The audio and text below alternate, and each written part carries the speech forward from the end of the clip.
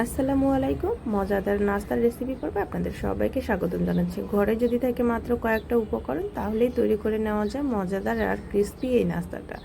আর এই নাস্তাটা তৈরি করার ঝামেলাও নাই তেমন, আর ছোট বড় সকলেই পছন্দ করে। মজাদার এই নাস্তাটা তৈরি করার জন্য প্রথমে একটা মিক্সিং বোলে 1 বাটি ময়দা, সাথে পরিমাণ মতো লবণ, 2 টেবিল চামচ রান্নার রেগুলার তেল আর অল্প অল্প পানি দিয়ে সুন্দর মতো একটা ডো তৈরি করে নেব। আর এই কাজটা অবশ্যই আস্তে আস্তে করতে হবে, তাহলে ডোটা খুব মসৃণ হবে।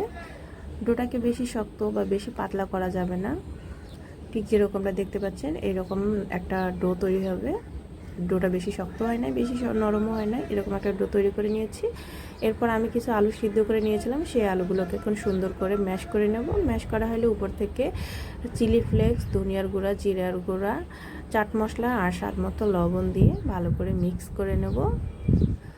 আলুটা এমনভাবে মিক্স করতে হবে যাতে মশলাগুলো সম্পূর্ণ আলুর সাথে ভালোভাবে মিক্স হয়ে যায়। আর আলুটা যখন মশলার সাথে মিক্স করা হয়ে যাবে তখন আলুটাকে একটা সাইড করে নেব। আর আগে থেকে যে ময়দার ডোটা রেডি করে রেখেছিলাম, এখন সে ময়দার ডো থেকে একটা লেচি কেটে নেব আর সুন্দর করে একটা রুটি বেলে নেব। ঠিক আমরা যেরকম করে রুটি বেলে নেই ওরকম করে একটা রুটি বেলে নেব। রুটিটা বেশি পাতলাও না, বেশি মোটাও না। এখন আমরা আগে থেকে যে আলুর পুরটা রেডি করে রেখেছিলাম সেই আলুর পুরটা দিয়ে দেব। আলুর পুরটা দেওয়ার পর চারপাশে আমরা এরকম স্প্রেড করে দেব।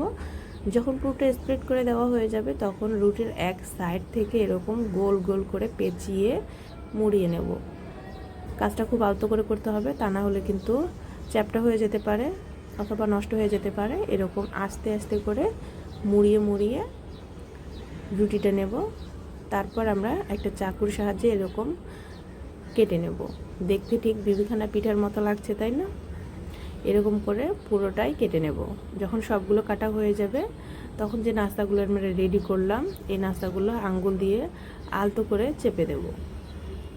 এই কাজটা আপনারা আঙ্গুল দিয়ে চেপে দিতে পারেন অথবা হাতের তালুর মধ্যে নিয়ে হালকা চাপ দিয়েও করে নিতে পারেন। যখন এরকম চাপ দিয়ে নাস্তাগুলো রেডি করা হয়ে যাবে, চুলায় প্যান বসিয়ে দিয়েছিলাম আমি।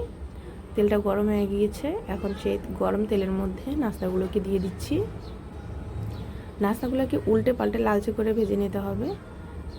ঘরে থাকা মাত্র কয়েকটা উপকরণ দিয়ে এত সুন্দর একটা মজাদার নাস্তা আমাদের তৈরি হয়ে গেল।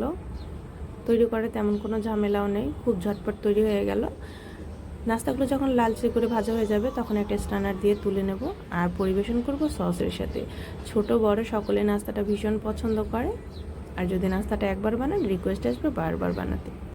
আশা করছি রেসিপিটা ভালো লেগেছে। রেসিপি ভালো লাগলে অবশ্যই লাইক, কমেন্টস আর শেয়ার করতে ভুলবেন না। যারা ইউটিউব চ্যানেল থেকে দেখছেন তারা আমার চ্যানেলটা সাবস্ক্রাইব করবেন, যারা ফেসবুক পেজ থেকে দেখছেন তারা আমার পেজটা ফলো দিয়ে রাখবেন। আজকের মতো বিদায় নিচ্ছি। আল্লাহ হাফেজ।